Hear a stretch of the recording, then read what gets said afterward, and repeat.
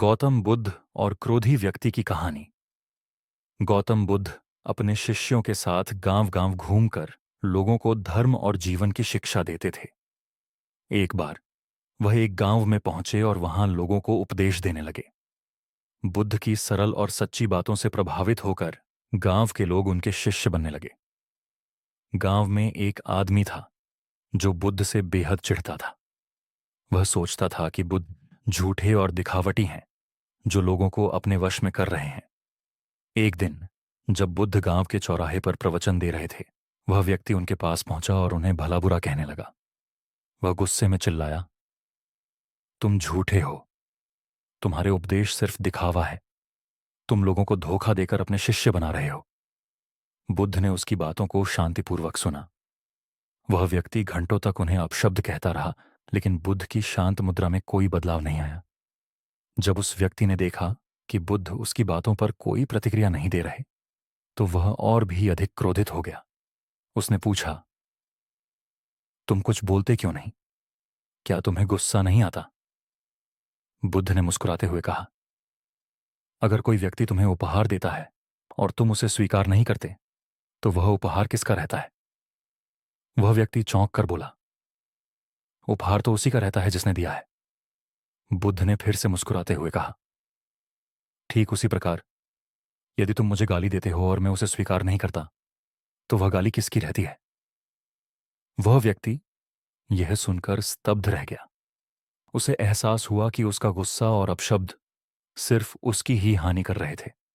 उसने बुद्ध से क्षमा मांगी और उनका शिष्य बन गया। इस घटना के बाद बुद्ध ने अपने शिष्यों को करुणा और धैर्य की महत्ता पर उपदेश दिया। उन्होंने समझाया कि जीवन में धैर्य ही सच्ची शक्ति है। दूसरों के नकारात्मक व्यवहार को शांतिपूर्वक सहन करना ही हमारी मानसिक और आत्मिक शक्ति को बढ़ाता है। सीख, यह कहानी हमें सिखाती है कि क्रोध और नकारात्मकता को शांतिपूर्वक सहन करना ही सच्ची शक्ति है। यदि हम दूसरों की नकारात्मकता को स्वीकार नहीं करते, तो वह हमें प्रभावित नहीं कर सकती। आज की दूसरी कहानी का शीर्षक है गौतम बुद्ध की प्रेरणादायक कहानी, संतोष की महिमा। एक बार गौतम बुद्ध अपने शिष्यों के साथ यात्रा पर थे। रास्ते में एक गांव के पास एक व्यक्ति उन्हें मिला। वह व्यक्ति बहुत दुखी था और उसे जीवन में कोई संतोष नहीं मिल रहा था। उसने बुद्ध से पूछा, भगवान, मुझे हमेशा लगता है कि मेरी जिंदगी में कुछ कमी है। मैं कभी खुश नहीं रहता। मुझे क्या करना चाहिए? गौतम बुद्ध ने उसे शांतिपूर्वक जवाब दिया, तुम्हारी समस्या यह नहीं है कि तुम्हारे पास कुछ नहीं है, बल्कि यह है कि तुम जो कुछ भी पाते हो उसमें संतोष नहीं कर पाते। फिर बुद्ध ने एक साधारण उदाहरण दिया। मान लो तुम्हारे पास एक बहुत सुंदर बागीचा है, लेकिन तुम हमेशा यह सोचते हो कि दूसरे बगीचों में और भी सुंदर फूल हैं।